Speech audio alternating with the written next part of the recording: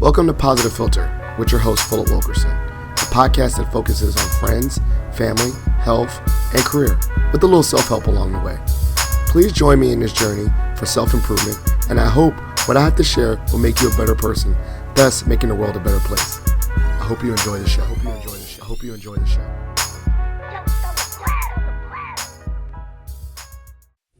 Hello, people. The world is Philip Wilkerson, back with another episode of Positive Philter. I'm actually joined by a special guest. I'm joined by two special guests. I like to call them my sons within Alpha. These two young gentlemen are members of Alpha Phi Alpha, most recently Spring 26. But I've had the great pleasure of getting to know them over the past couple of years and watching them grow and develop. And I said we had to get you on the podcast. And we call this podcast First Month Out, because I think it's close to a month since they've joined our fraternity, so we'll have some time to talk about it. But before we get started, I'd like them to introduce yourselves. Daryn, tell us the listeners a little bit about who you are. So my name is Daryn Boden. I am a recent grad from George Mason University.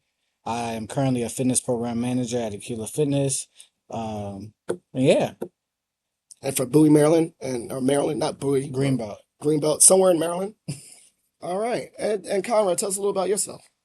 Yeah, we're not really from we're not really from loud. Well, so after some minor difficulties, Conrad is back on the line. It's a pleasure to meet all of y'all. My name is Conrad Sylvanus. I am from Chicago, Illinois. I'm also part of the Spring 26 line, number 4 to be exact.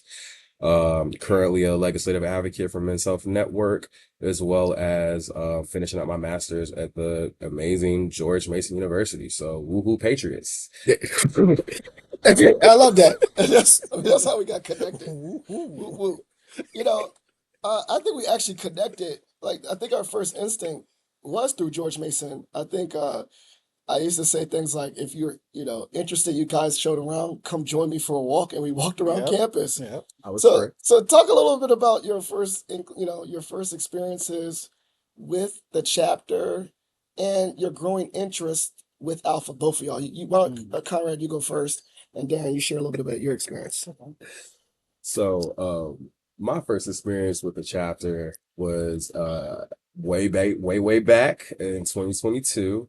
Around this time actually, but my first event was Barbell, and I remember walking in and I was like super nervous because I've never met with these guys before and I didn't really know what to say and things like that. But I got in there and I started talking to members and bros, and they started to give me advice and show me the other side of the brotherhood that I was looking to achieve and experience. And yeah, it's been a very eventful journey. Like I said, my journey started in 22 and now I'm in spring 26. So there's been a lot of lessons and a lot of growth that has to be done. I'm totally different from who I was at 23. So yeah. That's awesome. For me, my earliest experiences, so I started in September of 2023.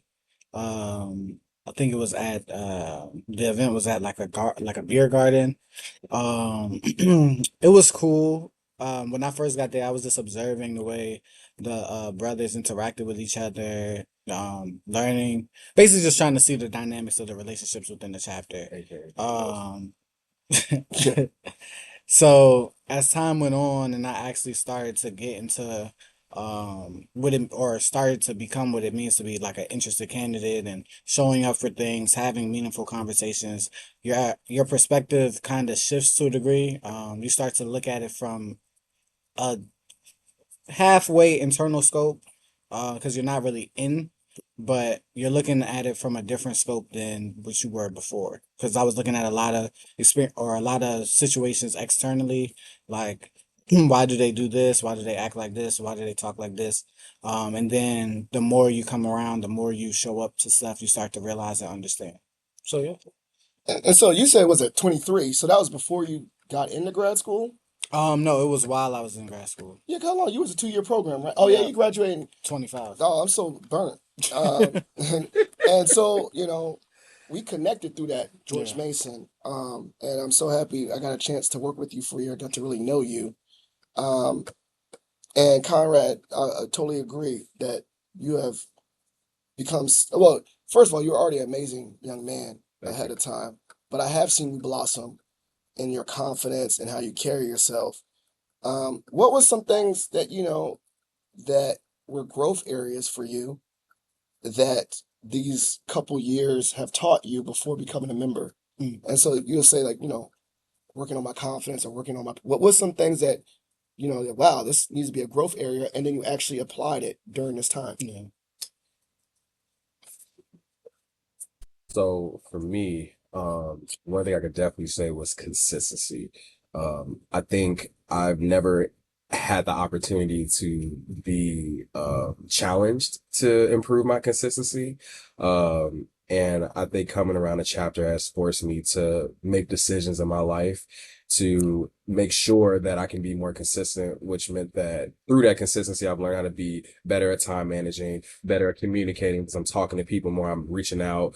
Um, I think overall, it's just for me, I would say it helped me self-actualize to a degree too, because you're you're constantly learning from a lot of different brothers who come from a lot of different spaces, and they're giving you advice and techniques on how to grow more.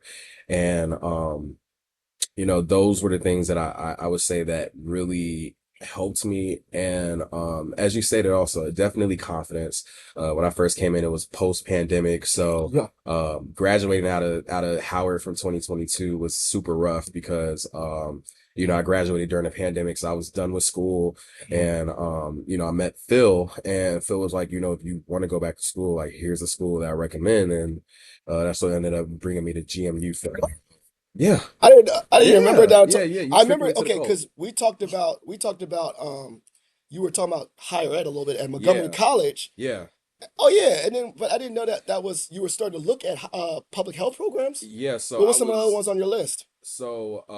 actually none to be honest with you, Okay, but bet. so Daryn was in school while he was coming into Yes. to Theta Orlando. I was out of school, so I was just working, and I had no interest in going back to school. But I'll talk to you, and I'll talk to Brother Conyers, and Brother Conyers works in public health, and we had that conversation about what do you want to do with your life, and I was like, well, I don't think I want to do psychology anymore. I think I want to more so focus on improving my goals to helping people, but more on a grander level. And so he told me about public health, looked into it, saw health policy, and then at some point I connected with you. You brought me to GMU, and now we're here 2 years later. Well, okay. Look at that.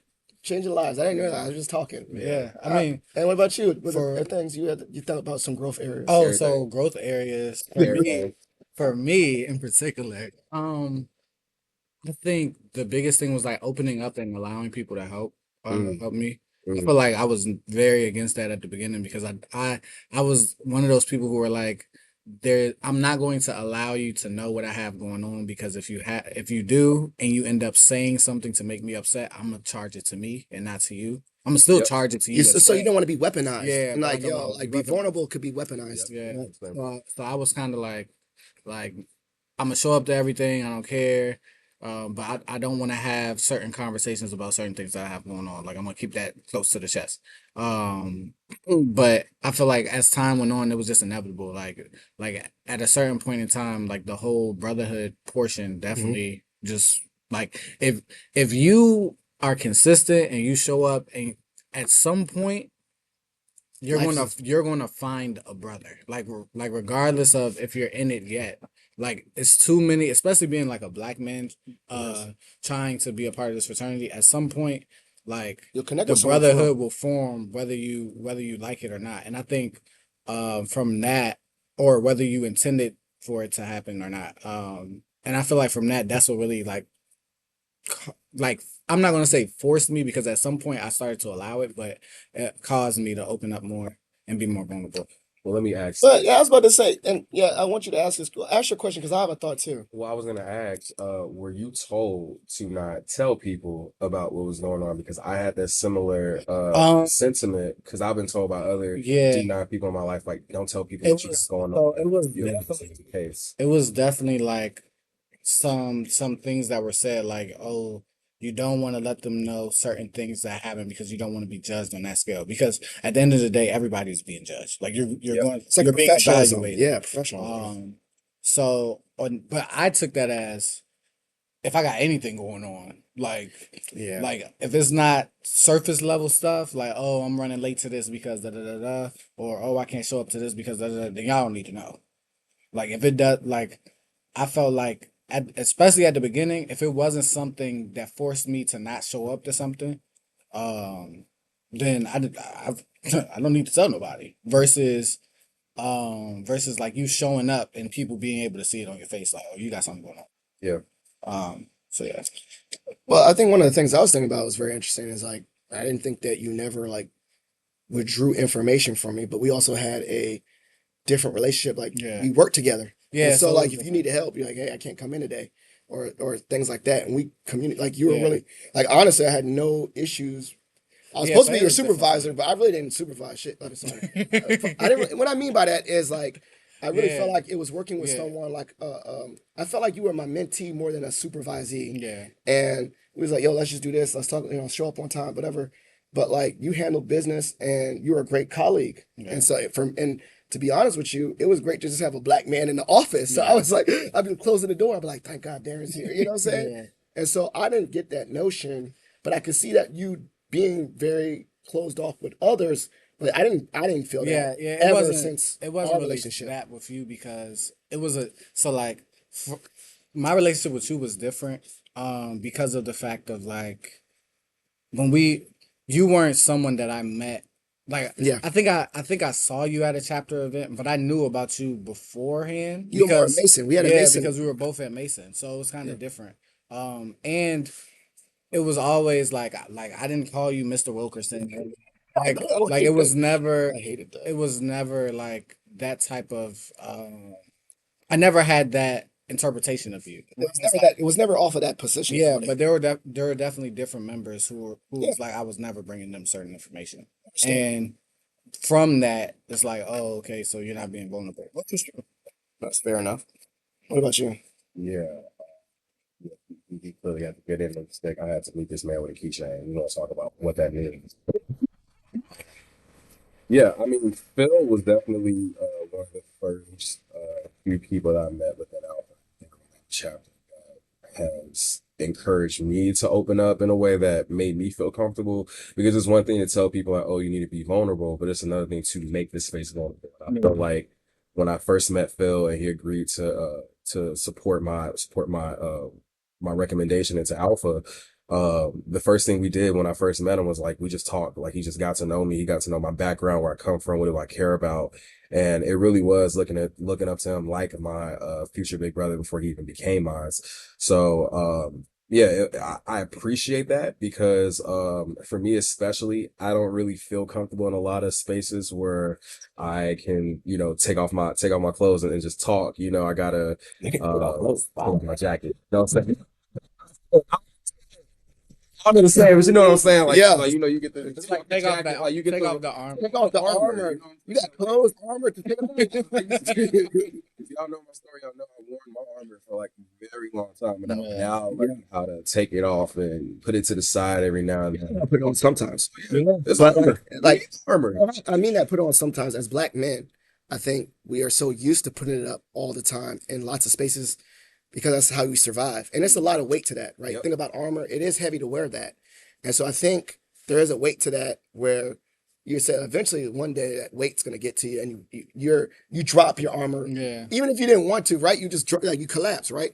But I think to your point, I'm learning this and I'm still having to think about code switching and stuff is that like it's exhausting Very. to hold that armor all the time. Yeah. And I think the point about these black spaces that are so powerful for black men is that like ideally in the true spirit of brotherhood, it should be a space for you to allow yourself to lower your armor just for that instinct Yeah. before you go out in the world and have to put it back up.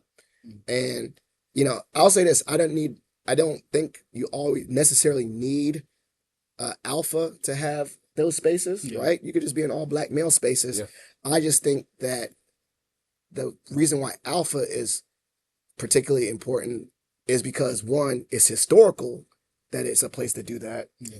Two, I like that it's think about organization. It's not say structure, but you know what I meant. Like it's consistent. Like Yeah. that through these letters, that consistently I should have a brother regardless, right? Because not all skin folk are kinfolk, Yeah, right? sure. And I like that part. But once again, I don't think you need alpha to have that, because I had that. Yeah. Like I was being totally transparent. Just having you two young men around campus was helpful for me. Yeah. I don't think a lot of young people, or particularly interested people, understand the symbiotic relationship Yes. of, like, I needed, like, I was so happy to just have y'all come and hang out with me for Yeah. some times, and that was a time for me to lower my armor. Yeah.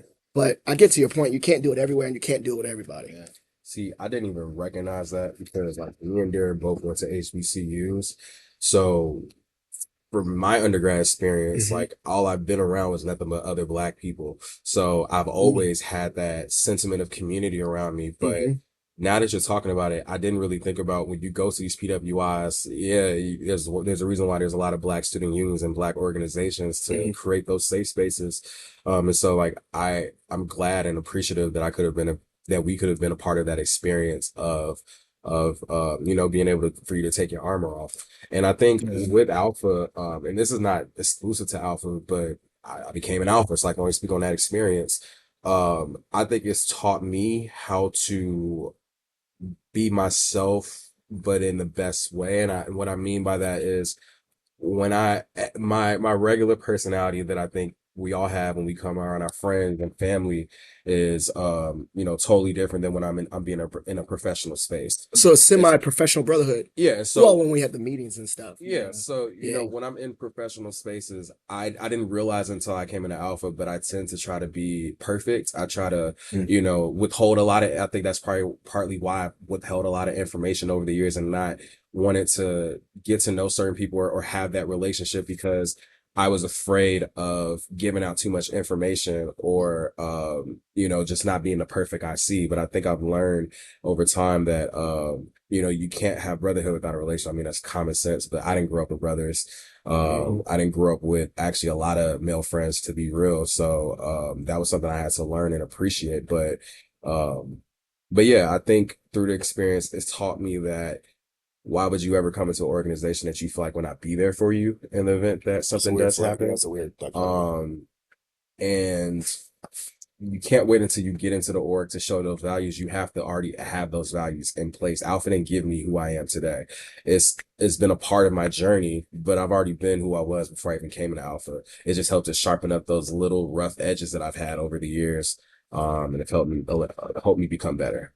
I love that. But Yeah, I was gonna say I and I'm not saying this because I just joined the fraternity, but what I huh? No, keep going. But what I will say is I do think I don't think everybody is supposed to be alpha, right? I don't think most men are even that was I was gonna say qualified, but that ain't.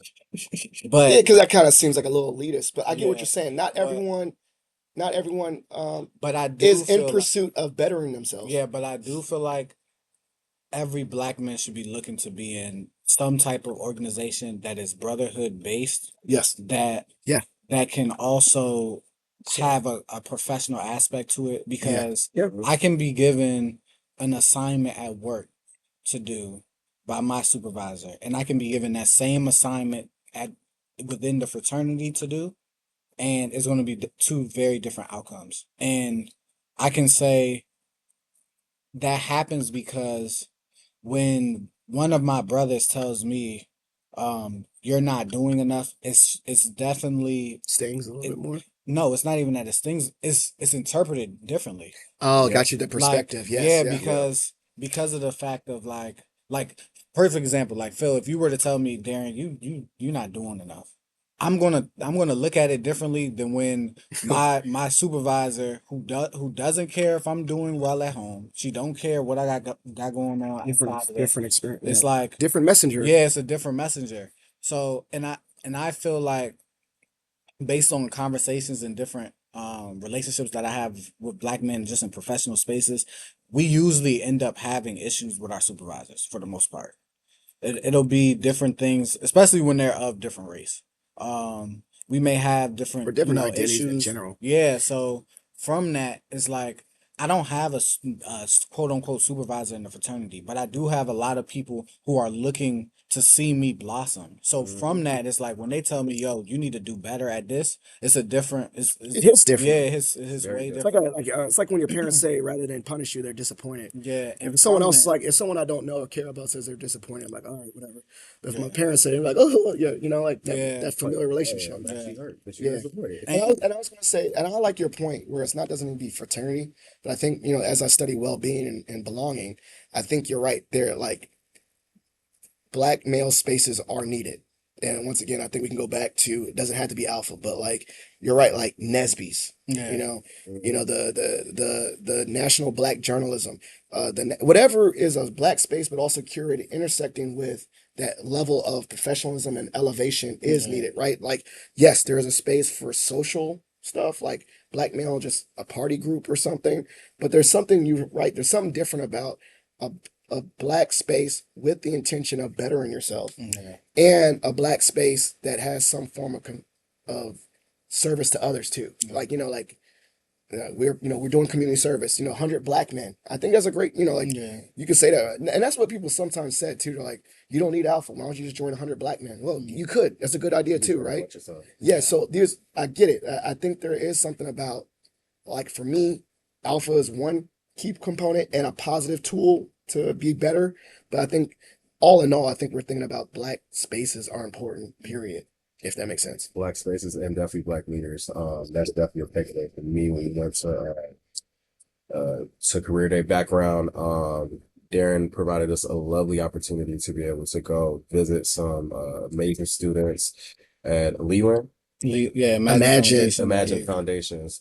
Ironically, is I don't know what you call it, like it's I didn't go to that school specifically, but I went to that type of charter school where I was from in Georgia. So it was interesting to see that. But when you're meeting these kids and you're just seeing like these little black boys' faces light up because they see like another black dude, of course, like laying around their age, but I'm still young enough where it's like I got big brother energy. I didn't think you was young. Okay, well, some of them ain't think I was young, but some of them thought I was 28. So They stop said hating. they But said 40. yeah, well, at least children tell the truth. But one thing I did take away though is like when we were talking to the kids, and I'm like, y'all know who Kamal is, y'all know who Obama is, and I realized, wow, well, I'm talking to these kids that are in third grade, and when I was in third grade, that's when Obama got put in office, and it was just like a full circle moment for me. And Did you say yes or no? hmm? Did they say they knew who it they was? they did. Thank Please, thank God. you. A couple, I'll be honest, a couple of them did.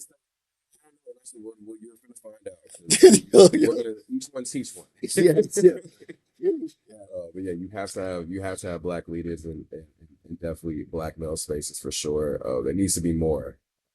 Yeah, I just look at the things that, and I'm not a college brother. I don't know what the experience of a college brother is like, but being like going to the convention and seeing them interact with brothers who have 4 degrees and Hmm. professions that are, like above Hmm. out of this world. So it's seeing men, black men in particular, at the ages of 18, 19, 20, being asked to do certain things within their chapter, it's like it brings out the best of them. And that's why I say, like, I feel like you don't got to go to a fraternity, you don't have to go to a Greek letter organization, you don't have to go to a community, but I feel like all black men should be looking for some type of organization where there's Yeah. brotherhood incorporated in it and there's some Some type of form of professional elevation. development and Yeah. elevation. Yeah. Because That when makes you sense. look at like I have yet to meet someone in the fraternity who really felt like there wasn't nobody that they could go to. Yep. Like, and there's a Me. lot Stop of playing. black men out here. No, that's real. No, There's, that's there's a real. lot of black men out here who really have no one Yeah. to go to for anything. It's actually really true. I was thinking about this. There's a study, right, and it's Gallup, and Gallup put it out, right, and they said like, do you have a best friend at work? Now, mind you, we think of best friend as friendship, but we were talking about just someone you trust. And there's surveys that data has shown that like disproportionately certain marginalized communities easily said no to that answer. Yeah. And it's not a surprise. I said yes for Mason, but that's because I created my spaces and I made it. But like to your point, I think there are a lot of people that could say like, Yeah, I ain't got no friends at work. I go to work, I clock in, clock out, and that's not where I go. And so think about the heaviness of carrying that every day. That's where they need, as you said, if they're not going to get it at work, where are they going to get it? Yeah. And that's why you join associations and stuff. So that's a very powerful statement. So we're going to just fast forward. Y'all in? What has been your first month like? Like, has it been everything you dreamed of and more? Has the veil been lifted? Have you seen me The as veil has have definitely you been Veil has been lifted. lifted. without have you seen me as someone? I don't know. I was playing. Oh, You did you, called me Phil all the way anyway, but like yeah, just tell me about that. did you turn into the Ooga Ooga Booga man? No. Yeah, So Phil's one of the few that 100%. he didn't transform when we ended up coming in. Definitely didn't But transform. it is interesting because you do get to have these newfound relationships with bros that you didn't get to have prior to. So that's really cool. We had a lot of bros come out and support us, tell us congratulations, give us some lovely gifts. Because I got some lovely paraphernalia. I I know. got plans on wearing. Where's mine at? Y'all supposed to give me one. We got We some. got you. We got you. We just Never mind. we gonna give you some I'm just good. messing with you. You can just do some work around my house. I need help. But man, first, so for me, it was very, very telling because I crossed on my birthday with my bros. So that alone was just already Very special. an out of body experience. I'm still processing like, wow, so I get to celebrate my birthday for the rest of my life with these Anniversary. Yeah, you that's know. pretty crazy. Um That's crazy. but the first Yeah, month, that was fun. I thought it was really cool because we started going to the chapter meetings and we Yeah. started going to like the various other committee meetings, and we're now starting to see how is the work getting done, how are the Yeah. brothers putting these initiatives together to do what they do. Right. And it's just very insightful for me because when I get to understand where I want to go into fraternity as far as like the committees and where I think my skill to it, but also I can contribute to and add to the chapter. So on that side, it's really nice. On the brother side, it's even more amazing. So many brothers invited me out to various places in the first month alone. Too many places. I got in trouble for being outside too many times. So About your I'm super Neo. try not to be super Super neo, Neo. super alpha. So I definitely had to calm it down a little bit and find a little balance between, all right, I'm going to work, I'm going to school, I got to still spend time with my boo, and I got to make sure I still got time for alpha. So I think the first month for me was like, It's a lot. It's going to be a first year. lot. The first year is going to be a lot, but the first and you said it. I mean, the committees and stuff. I mean, I think you were in local government anyway, but like, is it very similar, all this work, or very different? What? So Committee structure and all that? yeah, so actually, yeah, you have a point because I serve at City Hall. So it is similar because there is a whole agenda. There's Mm. topics to discuss. There's what's the word? Opening for discussion on topics. So yeah, it's actually very similar. Honestly, a little bit more structured. Yeah. In terms of like Yeah. we fully use the Robert's Rule of Order Yep. in those meetings, and I've been in some instances where like Yeah. don't use that.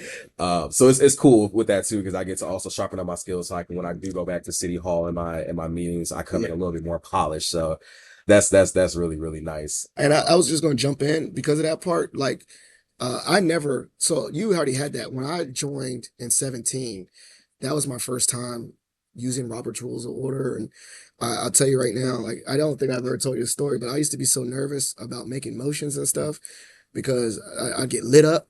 So shout out to Brandon Green. I'd be like, yo, I'm about to make a motion. I need you to whisper what I need to say, and I would stand up, and I'd be like, and he'd be like, I knew, and he would have to say it like a puppet. And I was like, yo, that's wild. Like, I was so nervous. Like, wow, I'm a grown ass man. But now I realize I am in boards and nonprofit boards and stuff, and I realize like they're very lax, and they don't do the I move, and they don't do the second or count the votes like that. They just say I, and you're like, I guess it's unanimous. And so I think it's great preparation about all this committee work and being overtly serious. Cause now I go to these jobs, I'm like, this joint easy, like nonprofit stuff. Yeah, like it's a certain way you're supposed to put your hand in the air when you say yes or no. And I've never done those things at City Hall. All we do is put our hands in the air and count. There was another thing I was gonna say, but go ahead. Oh, I mean, for me, it's a little different because I didn't have any Mhm. understanding of Robert Woods Order before I crossed at all, other than like the stuff that I learned. So it was different. I wasn't in spaces where they were So the using it. meetings were different. Yeah. Now what? And now we're gonna jump forward. Y'all went we talk about the levels. Y'all went to the Eastern region. Talk a little bit about that experience and to scale. Like, how is that to see like how big it is? Like, what's up? It is They have definitely. great seafood. It is definitely. Oh my god! It's Yo, you chilling? yeah, Chill. like yeah. So it's definitely an experience. Like, I'm not gonna lie. I did think it was gonna be more people than what it was, even though it was a lot of people. Oh, you thought it was more in Yeah, I Atlantic? thought it was gonna be. I thought it was Well, too many. I was thinking that, like, I had the interpretation that it was gonna be like 20,000 because there's 100,000 people to ever cross That's true. through Yeah, but Alpha. well, think about like quick math: 100,000. Some Or of these, it's some people are 300 plus dead, or something and like then also some people are not active. that. Yeah, some people. The number not And we're just in one region. yeah, Too. yo. So you think no, 100,000. no, you think the numbers, and then if you really tail it down to who actually registers and goes. So most conferences, I'd say at a regional level, maybe 3,000 tops, maybe. It was still a lot of people. You'll get that 20 though if you ever at nationals. if you go to general convention. What you what we I saw. Now here's the other part though: is 20 actually going to the conference or 20 just around? 20 or I thought it was gonna around. be at least 20 No, but around. people will just be outside. They're not even going to nothing. I was They about didn't to even say, register it's because I was in definitely Vegas. There's people just chilling. You're like, Yeah. are y'all going to anything? No, they were just we just be here in outside. Atlantic City. with the bro. Come Yeah. hang out with the bruh. Yeah. So, but yeah, to your point, the scale was not. What's up? What you think? But it was still like, I think on that Thursday before most of the college brothers got there. I want to give a big shout out to Vacapath because we Yes. were in there. They asked. They There, said deep. Glover was like, I would like all of the members of Vacapath to stand up, and it was the whole like it was hardly anyone Like, else. Once again, like, man, we But it think was about in New Jersey. Well, we think about the Eastern region. You know, you'll see this too. I love this. The largest regions, you already know the biggest one is the South. Yeah. Alpha South, right? All the historically black colleges. Very close, I think, is Eastern. So that's that. So we got numbers. And I think per volume, I think in regards to individual states, Virginia is heavy. Yeah, because it's so Because many. we got the so Northern much- Virginia bros, we got this, we got the 757, we got Richmond area. And so by numbers alone in black populations, we carry a lot of weight Yeah. in the Eastern region. And then if you go down south, it's just like Texas and Alabama. Georgia's got like Yeah, everybody. Georgia. Georgia got everybody. Florida got everybody. Everybody. Texas, I think started Texas, right? Texas is huge. But like, yeah, so you But I see think Virginia Texas- has a I thought lot of Texas people. was Southwestern. Yeah, it is. It You're is. right. But you just talking about like size. Like, Yeah. Size, like size of Ain't like nothing- delegations. ain't nothing but bruh. Like, so, okay, Texas. so like I think in size of delegation, I think really Georgia's huge. I think the biggest probably is Georgia. Historically black colleges and black communities in Georgia. And Atlanta, Yeah, I guess and Atlanta. Carolinas is. But then Virginia, I will go with out of all the states, we definitely probably have top 5 most populated alphas is Virginia. And so you saw that. Yeah. So it was definitely cool in that aspect. It was cool because we met a lot of different alphas that did different things. Being in workshops and stuff. Really getting, being in a whole bunch of different spaces. You get to really be around like for all of the shenanigans and the good work, the good business that gets done. So Did you notice the difference between like regional bros? Like, yo, these New York bros act different than these New York bros. So I saw that at the national. I don't know if you see it at the regional. I just Like, these New York I bandits, could man. tell the people from Bro Chat. Gold was on a roll. Talking about the Philadelphia, Yeah, they was like saying we feel they like was having a I time. love Roach Chapter. I had a time with them. They was having a time. Shout out to them. They definitely hosted an event when that like everybody have like at least one free drink or something like that. So So you saw that. So you saw these regional things. What else did you notice? Yeah, I mean, for me, it was seeing everybody I went to school with. Like, I'm dapping up bruhs. I'm like, wait a minute, you went to Howard? What year? And I'm like, Oh yeah, snap. So you seeing bruhs that like, you in know, different spaces. yeah, like they were Howard bros. Those Bisons coming. Well, actually, it was. And they're not all beta, but they're like Yeah. Howard alum all over the world. Like alone. You know, we walking into the row event, ironically, and I'm seeing a bruh that I like his roommate. My roommate was his best friend, so I knew him very well. That's crazy. And I was like, "Say cool," and he was like, well, Conrad, we dap each other up. It's been like years, and I'm like, man, you alpha now. So I thought that was very, Where did very he go? cool. Where did he cross through? He crossed road chapter. It Oh, was okay, like two wow. or three road And you chapter know bros that what's went to Howard. it was So crazy because Wow. his so the his friend his friend's friend that was with him is one of my friends from Del State. From Del State. I think there's I think he's his pro or something like that. So it was like everybody just know everybody. Oh yeah, Uh, you'll see that. If you ever do like a little circle of yourself and all the different yeah, connections, you'll see like it random was. people, like my track coach. Yeah. That's if I random. ain't take nothing away from ERC, don't do nothing stupid in the world because you might just see somebody again that you ain't seen in 20 years. So Okay, you're crazy. You're wild. I'm trying to save the young children. The young The children. young children. Wow. So my one of my thoughts now next with the grand scheme, how you did speak to it. How are you like staying grounded? Because remember what was my one advice to y'all when I had a lot of advices. I think Q-tip. I felt like I just felt like Mhm. getting on soapboxes and ranting Yeah, to y'all because y'all but listen to me. But but what was my one advice that I said to y'all that you remember? Q-tip, quit taking it personal. I That was remember one. You I that. got thought I three think things you got control of: your money, your time, and your no, pursuit. and money, relationship building, Money, and relationship building, learning and And learning knowledge. and information. learning But I knowledge. was talking about this one. What am I? Who am I? Who are you? Philip that happens to be an alpha, not Philip the Yeah. alpha. Yes. And I Yes. would say, it's very easy to say, you're now Daryn the alpha. You're now Conrad the alpha. Have you start like, have you embraced that yet? Because like, as you know, like that was, I share that to share that lesson with y'all because I think it came from a place where I almost got lost in the sauce. Yeah. And my wife checked me. She's like, no, I don't give a shit about no alpha. You're Philip Wilkerson, my husband. You're Yeah. Philip Wilkerson, your father, your two kids. You're Philip Wilkerson Yeah. that happens to have this jump, but you remember who you are. Yeah. And so have you had that?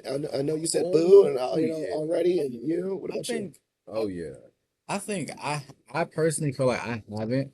I think I've been at a whole bunch of events. Like it's been like alpha every weekend. But at the same time, Yeah.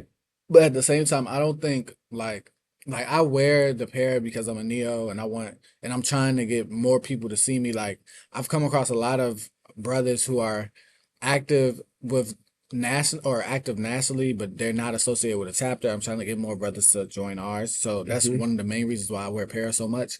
But also it's like I don't know. I haven't come across a time where I feel like I'm really doing the most. I think a lot of times you see that with members when they start interacting with interests, and it just so happens that we only have like one. So from that being said, So like it's like that's when you really notice people switching up yeah, with I you, but think within the house, yeah, people are not. I think They're it's not acting different. Like different I after don't. they're yeah. I think I've been given a lot of responsibility, or I've been trusted with some responsibility within the chapter, so I'm able to do a lot of work. But I don't.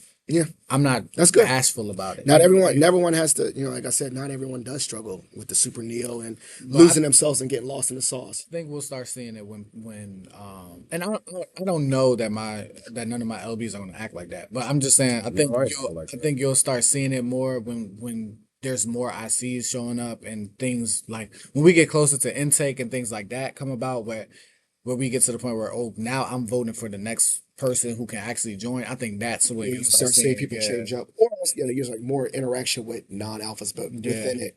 But especially people who but when also, you what know about your like I said, I told you my stereotype was that my family and saying like don't act like you're new shit because you're different. Has your external people said that or like you still acting the same way? yeah, I think everybody thinks I'm still acting the same way. I do believe they're like, dang, like you gone every weekend. But Okay, at the same time, other than that, it's no, like no, it's I'm good. And I I'm don't want that. still I want you to continue. I don't want you to get lost in the sauce. So yeah. if you're not experiencing that, that's good. No. Thankfully, both Phil and my lovely sponsor, Dr. Harris, gave me that a long time ago. You become Conrad who happens to be an alpha, not Conrad the alpha. You are a man that has many other responsibilities that you have to handle, and being an alpha man is never forgetting your responsibilities. So not only did I have them to tell me that, but I definitely have my boo reminding me anytime I was like, oh, I gotta do this, I gotta do this for alpha, I gotta do this for alpha. I got reminded real quick. You still have to go finish school. You still got to get your degree. You still got to do this and do that, and it regrounds you to remind you like you have to find a good balance where you're still showing up. You still make sure you have time for the things you said you're going to do. You're going to go to chapter meetings. You make sure you go to those chapter meetings. But if there's certain things that you just can't make, then you just can't make it. But make sure that bruhs know that you're not going to make it, because everybody knows that people has a life. So I've had those grounding experiences, and also I've served in a lot of different organizations since I was probably in high school, and I made one while I was at Howard. So I had the experience of being able to lead my own organization and be in leadership, be in leadership. And basically, what I'm saying is like I've had the opportunity to be in power, and I've learned the challenges that come with that, as well as the responsibilities and benefits of it. And so it's allowed me to be able to come into Alpha and recognize that I may have skills, I may know certain things, but I'm here to learn. So I'm gonna sit in the back and take notes. And if I have questions, if I feel like I have something I want to talk about, then I'll bring it up. But ultimately, for me, my first year in Alpha is just I'm gonna just sit back and learn. I'm gonna do what I can, but I'm gonna have to remember also that I still have other responsibilities going in my life. But I do love Alpha, and it is very easy to get lost in the sauce because it is another family, and you meet all these different people that you end up having this strong bond with, that you just have to make sure you balance it. Yeah. I was going to say, yeah, I think that's the main thing is the balance and uh, understanding the intersectionality of identities, right? Like you got your work identity and work's the responsibility. You got your relationship responsibilities. You got your familiar, family responsibilities. And like you're responsible for all these things, but like, they got to be balanced and they can't get all of you because then you'll spread yourself too thin, And like I said, I learned the hard way. I'm still learning that one about the balance of not doing too much or being brother too much. But it's been great, and I'm really proud of you. I like to leave this part of the show. I was gonna say shot for shot, but we got so many people. So I'm gonna ask y'all both a random question, and you get to both together ask me one a random question before we go to our shout outs and plugs. Y'all wanna go first, or I go first? You go first. All right. I like this one. I always say this. If you got uh you could buy any professional sports team, what team would you buy? And what is the first immediate decision you make as the owner of that team? Any sport, any pro team, any market. Commanders, and fire all of them. Yeah, that's good. All right, good. Easy. You said fire everybody. Low ethics. I'm trying to think. I think I would probably go with one of probably like the Texans, or Okay. maybe no, not Texans, because I would want that to stay in Houston. I would take the Cowboys though. I would move them, and people will be mad, but I would move them to South America. And the reason why, and the reason why is if you put a football team in South America and they're doing all of, and you start to because they're starting to promote football down there, and they're trying to Yeah, they're build trying to an do global audience. NFL. You Yeah. want to kind of be the first ones to really get out there consistently, because then whatever rewards or What country in South America do resources. you think like Brazil? Brazil. Okay, I can see. Cause I mean, this is the thing. They're not used to it yet, so it may not be a big market. But if this is going to work, if we're trying to extend the league outside of America, and this is actually going to be a working thing, you kind of want to be the first ones to do it, because So you would take one of the historic American branded ones instead of a small market one and so move it. the reason why I Like would take take you would Dallas like you is could because take it's a random already Buffalo or take no Buffalo has a history. What team yeah. really don't have a his Jaguars? Take the Jaguars down there. Yeah. Oh yeah. That's actually a better one because they're in Florida. I was thinking of teams that are in the same state as another team. Like take one of them because they already like Dallas and Houston aren't Oh, close they're already like necessarily, they're but not they're going to both lose when Texas. they got two in Yeah, they that got market. two. No, So, I was thinking like a team where the ain't but nobody really Jacksonville is care. better. Ain't Jacksonville is nobody better care. because Like they already got Florida. They already got Miami. They got the And no, Dallas. it's a franchise that if they They've move never. somewhere else, no one Ain't gives, nobody. no one cares. But the Dallas, you're right. Yeah, People lose their yeah. mind. People will lose their Eventually, mind, I but agree with you. You but should you pick a you team down moving there. if you move a team like that with a big market out, people are going to start flying out there to go. Like Dallas can afford to go out there, I Joe. was about Oh, to say, They got a bunch of rednecks. South Africa, they South moved. America. You know, it's not expensive to go to Brazil. It's not that expensive. Okay, I Mm, do I like agree. basketball. That's why I say respectfully, I do agree that you should take a team and expand the market. I just think it has to be a low market, small market team that Yeah, no one's gonna maybe even miss. Cleveland. Yeah, like a small market team where people are like, oh, okay, they go Like down there. Cleveland, Cincinnati, one of them. Because They're gonna there's What's actually your talks of fans? Jaguars moving to Europe too. Oh, really? Well, Jaguars always had, when you think about that contract with NFL, with the London game, Mhm. Jacksonville had a contract to always have at least one game in Europe because their market is, And that's why they've had that See, makes they have one every year. So yeah. Jacksonville is ready to that move. makes sense. Yeah, just move them to London. Yeah, moving to London or South America. I like Lil that idea. Duval not gonna like that. Lil Duval. That's it. That's one person. Yeah, that's one person. It'd be all right. What's your question for me? Okay. So, in all of your time at Alpha, right? So you've been a member for going on 9 years. I had to do quick math too because Yeah, I forgot it was almost nine. yeah, going on 9.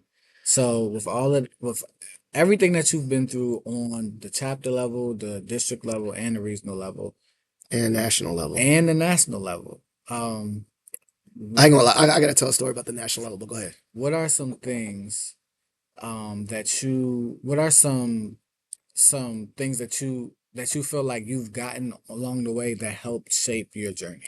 Oh, bet. Okay. Well, one, I'm the most random alpha of all time. Like, I'm on the national publications committee, and that's because I just met a bro and I talked to him, and then he sent me a Zoom link that I'm on like Mm. every other month. So now my name's in the Sphinx.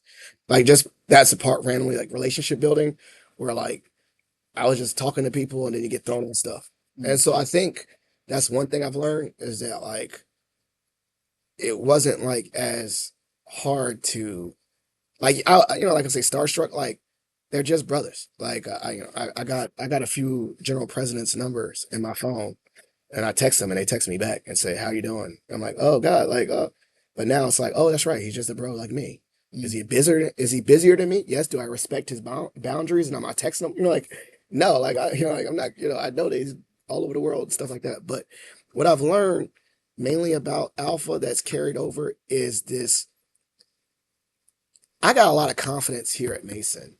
You know that, right? Like Yeah. the unofficial mayor, and I still get nervous in rooms with alphas, which is the weirdest thing. Mm. And it's because like I connect that history that like ideally these are the best of the best and like people you read about in history were part of it like Martin Luther King. So I still stutter a little bit in meetings and I still say I gotta be sharp and be whatever in alpha, but then like because of that like that hyper vigilance of trying to be excellent amongst brothers, when I come to normal life I feel like sometimes it's easy mode. Mm. Like what I mean by that is like uh I've talked in rooms where people, like they look at you and they challenge you and they say your questions are stupid. And I'm like, when I go to work now, like I'm used to like just talking with confidence. Yeah. It's like, oh, this show easy. Like this is not as hard as that meeting I had the other day. Yeah. I say like, yeah, I was way more nervous than that. And so I like how it shaped my confidence. It shaped my public speaking. Uh, I was always comfortable to talk in front of people, but if I had to talk in front of a room of alphas and talk in front of a room of strangers, I'm way more comfortable talking to a room of strangers. Not to say like, I'm putting down my brothers, but that expectation Mm. that like, oh, I got to come with it. I got to be sharp.